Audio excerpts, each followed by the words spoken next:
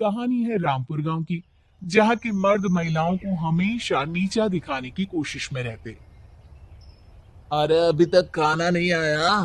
क्या मुझे एक और शादी करने की जरूरत है? नहीं जी नहीं, ऐसा मत करना, वरना मैं कहाँ जाऊंगी। खाना लेकर मैं अभी आई जी। गांव की पंचायत में भी फैसले हमेशा औरतों के खिलाफ ही रहते।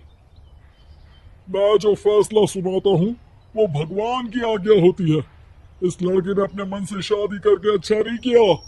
लड़के को घर भेज दो और इसकी शादी इसकी जाति की किसी लड़के से करवा दो। लेकिन ये लड़के, इसे तो गांव के बाहर निकाल दो। नहीं नहीं जमींदार साहब, ये क्या बोल रहे हैं? ऐसा नहीं हो सकता। मेरी बेटी मासूम है, इसे अच्छे बुरे की समझ नहीं है। अरे कहाँ जाएगी ये बेचारी? कहाँ जाएगी? इतनी चिंता है तो पूरे परिवार का गांव निकाला कर देते हैं। बेचारी, पूरे बसे बसाए परिवार को गांव छोड़ना पड़ता है। चाहे जो हो, अगर बेटियों को कंट्रोल नहीं कर सकते तो गांव में रहने का कोई मतलब नहीं है। यहाँ औरतों को दब कर रहना होगा। कोई भी अपने हिसाब से कुछ नहीं कर सकता। सब ईश्वर की मर्जी से ही होगा। तभी गांव का एक आदमी दौड़ा दौड़ा आता है। सरपंच साहब, जमींदार साहब, वो कालिया है ना, उसकी बेटी पढ़ने के लिए शहर जा रही है। अच्छा, ये कब हो गया? और कालिया की हिम्मत कैसे हो गई ऐसा करने की? लेकर आओ उसे और उसकी बेटी को। बस फिर क्या था, हाजिर हो जाती हैं कालिया और उसकी बेटी सरपंच के सामने। और कालिया, ये क्या सुनने में आ रहा है? बेटी को इंजीनियर बना रहा है तू? और ये बता, गांव में तो स्कूल नहीं है, फिर कहां से इतनी क्लास पास कर गई तेरी बेटी? राधा, जो कि कालिया की बेटी है, उसे लगता है कि सरपंच उसकी तारीफ कर रहे हैं। सरपंच जी, मैंने ऑनलाइन पढ़ाई की है, डिस्टेंस लर्निंग से। सभी में मैंने अच्छे नंबर पाए हैं, जिसे देखते हुए शहर की इंजीनियरिंग कॉलेज में मुझे स्कॉलरशिप मिली है। वाह जी वाह, क्या होती है ये? पहले तो ये बताओ, फिर आगे की बात करते हैं। पूरा गांव राधा की बात सुन रहा था और राधा बोलती जा रही थी। तो ऐसे मैं फ्री में एक अच्छी शिक्षा लेकर गांव में जो कुछ परेशानियां हैं, जैसे बिजली, पानी और इंटरनेट जैसी समस्याओं के लिए काम करूंगी। मैं गांव को शहर से जोड़ने के लिए पुल का निर्माण करवाने का प्रस्ताव रखूंगी। मुझे पूरी उम्मीद है कि जल्द ही हमारा गांव भी तरक्की की राह पर चल पड़ेगा। राधा की बात सुनकर सारे गांव वाले ताली बजाने लगते हैं। सरपंच को समझ नहीं आता कि वो क्या करे। चुप रह नादान लड़की। गांव के खिलाफ जाने के लिए तुझे गांव से बेदखल कर दिया जाएगा, वो भी पूरे परिवार के साथ। और हाँ, अगर ठीक से गांव में रहना चाहती है तो ये पढ़ाई लिखाई छोड़ दे। हम तेरे लिए गांव का कोई होनहार लड़का देखेंगे। तभी गांव का एक आदमी बोल पड़ता है। अरे नहीं नहीं सरपंच जी, राधा बिटिया जो बता रही है अगर वैसा हो जाए तो हम लोगों को पैसा कमाने के लिए बाहर नहीं जाना पड़ेगा। हाँ जी, और ना ही कोसों दूर पाने के लिए भटकना पड़ेगा। हमारे बच्चे भी अच्छी पढ़ाई कर सकेंगे और आगे बढ़ेंगे, ना कि हमारी तरह खेती करते बैठेंगे। क्यों गांव वालों, राधा बिटिया का साथ देना चाहिए ना। सरपंच देखता है कि गांव राधा के साथ है, तो वो चुप हो जाता है। वो घर आकर अपने सलाहकार से बात करता है, जो बहुत ही चालाक किस्म का इंसान होता है। अरे सरपंच साहब, आपको बहुत ही होशियारी से काम लेना पड़ेगा। एक बार गांव तरक्की कर गया, यहाँ के बालक पढ़ लिए तो कोई ना पूछेगा आपको। और फिर ये जो बेटा और बेटी है ना आपके, इनको भी आम लोगों की तरह ही जीवन जीना होगा। हाँ, लेकिन करे तो क्या करे? वो ना, आप मुझ पर छोड़ दीजिए, बस मैं जैसा बोलूं करते जाइए।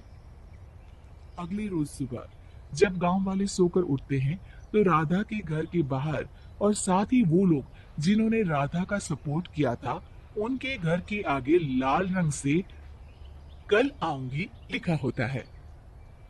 कल आऊंगी, यह क्या होता है? अरे यह तो खून से लिखा है, लगता है कोई भूत प्रेत या चुड़ैल का साया है। चलो सरपंच जी के पास चलते हैं।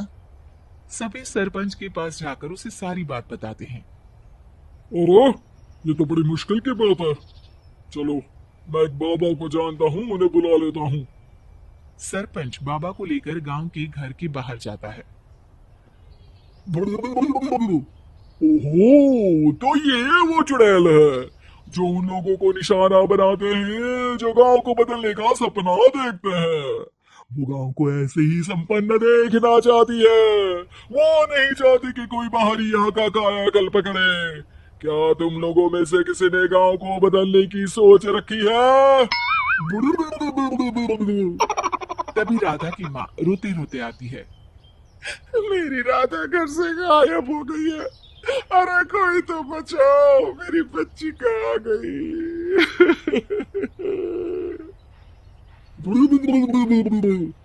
ले गई वो चुड़ैल, तेरी बच्ची को ले गई।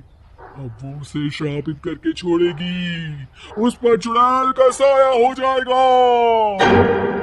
तभी बुरी सी हालत में राधा भी वहां आ जाती है। उसके बाल चुड़ैल की तरह फैले होते हैं और कपड़ों में खून लगा होता है। सभी राधा को देखकर डर जाते हैं। माँ, पता नहीं मुझे कौन उठा कर ले गया था। अरे दूर दूर हो जा चुड़ैल, अब हम लोग इस गांव में नहीं रुकेंगे। अरे कैसे बातें कर रहे हैं आप? कल तो आप मेरे भरोसे गांव का हुलिया बदलने, अपने बच्चों को पढ़ाने और तरक्की उन्नति की बात कर रहे थे, तो आज क्या हो गया आपको?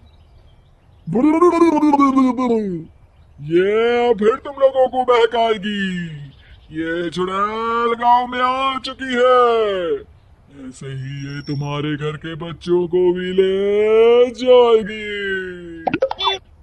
गांव वाले राधा को गांव से बाहर निकाल देते हैं। उसके माँ बाप रोते रहते हैं, लेकिन गांव वाले नहीं मानते।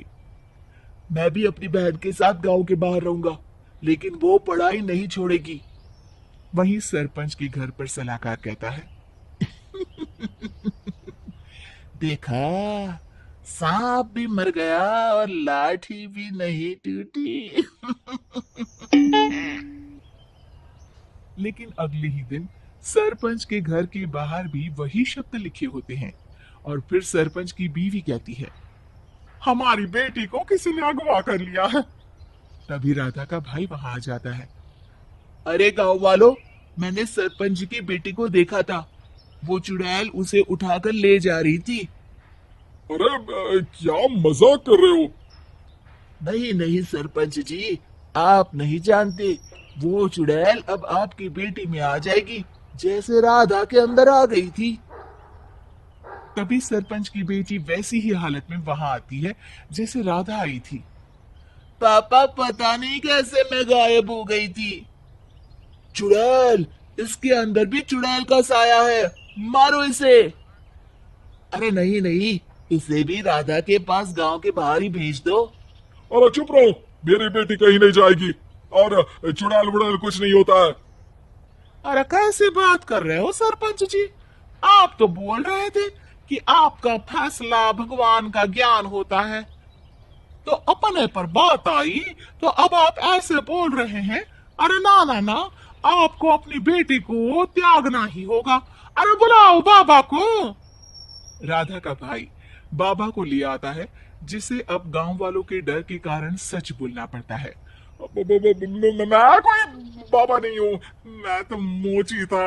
ये सलाहकार महोदय ने मुझे कहा था एक्टिंग करने को। अब वो मुझे पैसे देने वाले हैं। अब मुझे माफ कर दो। गलती हो गई, मुझे माफ कर दो। तभी वहां राधा आ जाती है। देखा सरपंच जी, जब गांव के बच्चे साक्षर होंगे तो आप जैसे लोगों की चालाकी नहीं चलेगी।